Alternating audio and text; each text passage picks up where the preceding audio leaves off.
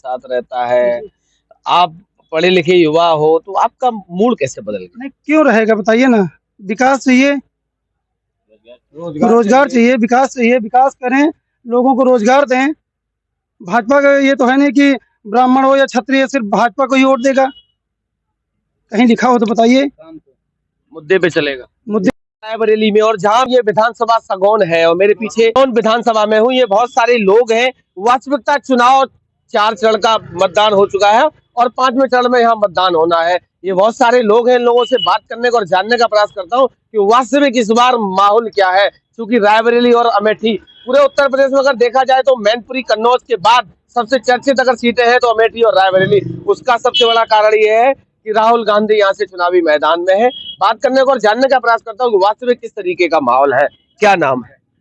Putin Yadav. जी Putin जी, रायबरेली में हूँ और यहाँ क्या लग रहा है इस बार किस तरीके का माहौल है? माहौल एक तरफा हो चुका है। 10 साल की मोदी सरकार में जुमले से, पब्लिक के 2000 रोजगार से, महंगाई की मार से, सारे वादे इनके जुमले साबित हुए। इस समय चुनाव जनता खुद लड़ रही है, परिवर्तन निश्चित है। अमेठी लोकसभा क्षेत्र एक तरफा इंडिया गठबंधन प्रत्याशी एक तरफा आगे बढ़ चुका है। स्मृति ईरानी का इस बार क्या होने वाला है यहाँ पे? बहुत बुरा हाल होने वाला है। वो उनको असर भी हो गया है। कहीं कार्यकर्ताओं को धमका रही हैं, कहीं कोटेदार को धमका रही हैं, कहीं प्रधानों को धमका रही हैं। चुनाव बाद देख लेंगे, चाहे हारे चाहे जीते। तो इससे लग रहा है कि पूरी तरह से समझ चुकी हूँ, चुनाव हार चुकी है। बहुत सारे वादे करे थे यहाँ से स्मृति ईरानी जब सांसद हुई थी। कौन कौन से वादों पे खरी उतरी? उनका कोई वादा पूरा नहीं हुआ है, सिर्फ झूठ बोलती हैं और बेवकूफ बनाती हैं, बाकी कोई काम है नहीं उनके पास। क्या लग रहा है इस बार कांग्रेस सरकार, कांग्रेस की सरकार बन जाएगी? जी बिल्कुल बन जाएगी। तो मोदी जी सूट वूट सिलवा लिए तो मोदी चौथी बार अपने घर में रखेंगे, वहीं अपना रहेंगे। क्या नाम है? चौधरी सुरेश कुमार निर्मल। निर्मल जी, क्योंकि मैं यहाँ हूँ इस समय और ये अमेठी लोकसभा क्षेत्र है। स्मृति ईरानी ने बहुत सारे वादे करे थे, 13 रुपए किलो चीनी से लेकर बहुत सारे वादे रहे। क्या रहा वास्तविक धरातल पे? क्या रहा? देखिए, धरातल पे इनके नेता जो देश के प्रधानमंत्री हैं वो झूठ बोल करके सत्ता में आए और यहाँ स्मृति ईरानी जी ने झूठ बोला। यहाँ जब 350 रुपए का गैस सिलेंडर था तो ये कभी सिलेंडर के ऊपर खड़ी होकर नाचती थी, कभी सिलेंडर सर पे रख के नाचती थी कि बहुत महंगा है। आज कितने रुपए सिलेंडर? 1000 रुपए से ऊपर सिलेंडर है। गरीब आदमी गैस सिलेंडर नहीं भरा पा रहा है। बोलती है कुछ, कहाँ चला गया इनका सस्ता सिलेंडर? दूसरी चीज, इन्होंने एक झूठा वादा और किया था कि हम 13 रुपए किलो चीनी यहाँ की जनता को देंगे। क्या दिया इन्होंने विकास में? 10 साल से यहाँ 10 साल से केंद्र सरकार में मंत्री हैं, 5 साल से यहाँ सांसद हैं। अपने जो काम है वो गिना करके वोट मांगे, कोई काम ही नहीं। काम गिना तो रही है, राम मंदिर हमने बनवा दिया, सब लोगों को तीर्थ यात्रा पे जाने के लिए कह रहे। हाँ, तो वो यही तो करना चाहती भाजपा कि सबको तीर्थ यात्रा पे भेज दे। मंदिर इनका कहाँ बनवाया है? मंदिर तो सुप्रीम कोर्ट के आदेश से बना है। उसमें जो कमेटी थी उसके द्वारा मंदिर का निर्माण किया गया। बल्कि अगर हिंदू धर्म के हिसाब से देखा जाए तो जो मंदिर का बिना पूर्ण मंदिर बने उसका जो उद्घाटन किया वो बहुत ही अशुभ होता है। इन्होंने केवल वोट के चक्कर में मंदिर को यूज किया, इस्तेमाल किया। इनमें इनको जो है आस्था नहीं भगवान में, केवल भगवान के नाम पर वोट लेना चाहते हैं। यहाँ अमेठी और रायबरेली के सेंटर पे मैं हूँ। अगर रायबरेली की बात करूँ तो राहुल गांधी यहाँ से चुनावी मैदान में है। अमेठी क्यों छोड़ के राहुल गांधी रायबरेली कैसे पहुंच गए? देखिए, ये उनका अपना जो भी रहा हो, उनकी क्या रणनीति रही है, रायबरेली क्यों गए। लेकिन यहाँ पे जो प्रत्याशी दिया है उसी से स्मृति ईरानी चुनाव लड़ ले। 4 जून को रिजल्ट पता चल जाएगा। कम से कम 2 से 2.5 लाख वोट से कांग्रेस का प्रत्याशी जीतने जा रहा है। आम जनता ने मन बना लिया है, आम जनता चुनाव लड़ रही है। उनको इस बार रिजल्ट के बाद पता चल जाएगा कि रिजल्ट क्या आने वाला है। 10 साल की सरकार मोदी जी की, 7 साल से बाबा जी उत्तर प्रदेश को संभाले, क्या कुछ फायदा वायदा मिला? फायदा कुछ भी नहीं मिला। फायदा क्या, इतनी तगड़ी बेरोजगारी करी है कि जो लड़के को पढ़ाओ 30 लाख रुपए देकर के वो ऐसे पेपर लेके में ऐसे घूम रहे हैं, कोई काम नहीं। आप कह रहे हो बेरोजगारी बढ़ी, बाबा जी ये कह रहे हैं कि उत्तर प्रदेश में योग्य युवा है ही नहीं, हम रोजगार किसको दे दें?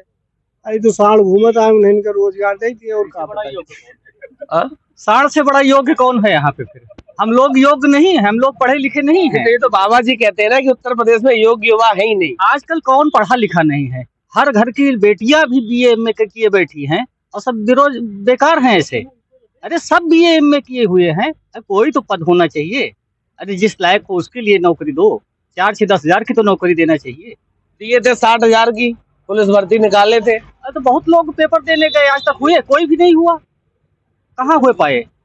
अच्छा, लगभग 11 परीक्षाओं का, भर्ती परीक्षाओं का पेपर लीक हुआ है, क्या कारण मानते हैं आप? हम तो ये मानते हैं कि सरकार जानबूझ करके पेपर लीक कराती है, इसलिए कि नौकरी न देना पड़े लोगों को।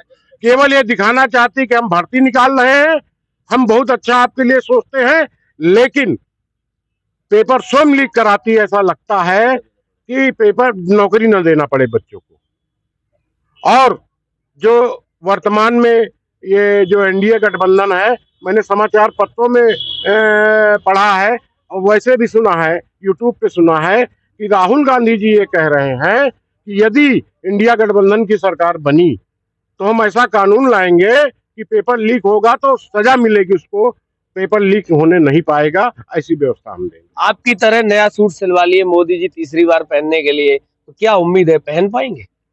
अगर मोदी जी हमारा अपना मानना है, अगर मोदी जी नया सूट, करोड़ों लाखों का सूट अगर वो पहनेंगे जैसे अभी 10 साल से कर रहे हैं, तो आगे जो जनता है हमारी पीछे है, उसके तन से कपड़े और कम होते अरे तुम 10 लाख की बात क्यों कर रहे हो? आप जब अगर वो 10 लाख का सूट पहन रहे हैं तो आपको भी तो 15 लाख की टोपी पहनाई थी।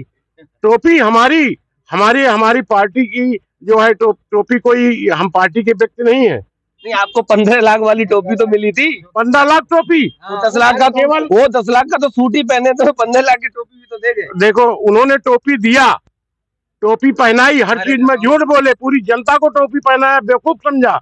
लेकिन जो वर्तमान में इंडिया गठबंधन है, उसके नेता ये कह रहे हैं हमारी सरकार बनेगी तो प्रत्येक गरीब परिवार की एक महिला जो बुजुर्ग होगी उसको 1 लाख रुपए सालाना देंगे। 5 लाख 5 साल में, अगर 5 साल सरकार रहेगी तो 5 साल में 5 लाख रुपए मिलेगा। अगर दोबारा सरकार लाएंगे तो 15 नहीं 25 साल सरकार। क्या 25 लाख का क्या कह रहे थे? 15 लाख का कुछ कह रहे थे। 15 लाख का आपकी पूरा पब्लिक जो है उनको, जो अभी तक जनता को 15 लाख का टोपी पहनाए थे, आपकी यही जनता माननीय मोदी जी को, पूरी भाजपा को टोपी पहनाने के लिए तैयार। कितने पढ़े लिखे हो? जी सर बीए। कुछ फायदा मिला सरकार से? अभी तो सर तो कोई नहीं फायदा मिला। कुछ तो दिए होंगे। अब अयोध्या कितनी दूर है? लगभग 150 किलोमीटर। मंदिर दे दिए इतना बड़ा, जाओ वहाँ। सर वो तो आस्था का विषय है, जो हमको चाहिए वो तो अपने हम मन में श्रद्धा रखते हैं, ठीक है। जो हमको चाहिए युवा वर्ग है, खास करके युवा, अगर मान लीजिए कोई परेशान है तो सबसे बड़ा समस्या हमारे लिए रोजगार है। अगर रोजगार मिलता है तो उसी के जरिए हम लोग आस्था भी अपने दिल में रखेंगे, लेकिन सबसे पहले हमको रोजगार चाहिए, खास करके युवा वर्ग से परेशान है। मंदिर का कुछ असर पड़ेगा इस बार लोकसभा चुनाव? नहीं, कोई असर नहीं पड़ेगा। किस जाति के हो? हम मुस्लिम समुदाय के हैं। अच्छा, मुसलमान समाज के हो, तो साइकिल चलाओगे? बिल्कुल चलाएंगे, जमाने से चलाते आ रहे हैं, साइकिल क्या चलाएंगे। नाम और है? पंकज मिश्रा नाम है। अरे मिश्रा जी, लाल वाल गमछा लगाए हो, क्या ये मतलब इस बार क्या लग रहा है स्मृति ईरानी का? बहुत क्या बताएं, उनके बारे में क्या बताएं हम, उनकी दशा बहुत दयनीय है। जैसे कि चुनाव उनको हारना है। कौन हराएगा? के शर्मा जी।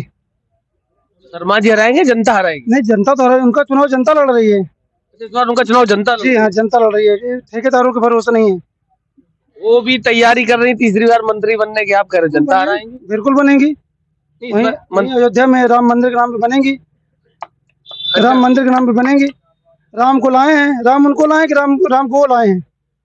ये गाना आपने सुना तो होगा, जो राम को लाए हैं। गाना भैया बहुत सुने, गाना तो सुनते आ रहे हैं 10 साल से, गाना तो 10 साल से सुनते आ रहे हैं। ये चीज समझ नहीं आई, ब्राह्मण समाज का जो वोट है वो कहा जाता है कि भाजपा के साथ रहता है। आप पढ़े लिखे युवा हो तो आपका मूड कैसे बदल गया? नहीं, क्यों रहेगा बताइए ना। विकास चाहिए, रोजगार चाहिए, विकास चाहिए, विकास करें, लोगों को रोजगार दें। भाजपा का ये तो है नहीं कि ब्राह्मण हो या क्षत्रिय सिर्फ भाजपा को ही वोट देगा, कहीं लिखा हो तो बताइए। मुद्दे पे चलेगा, मुद्दे पे चलेगा। अच्छा, कल मोदी जी रो दिए, बुरा लग रहा है थोड़ा बहुत?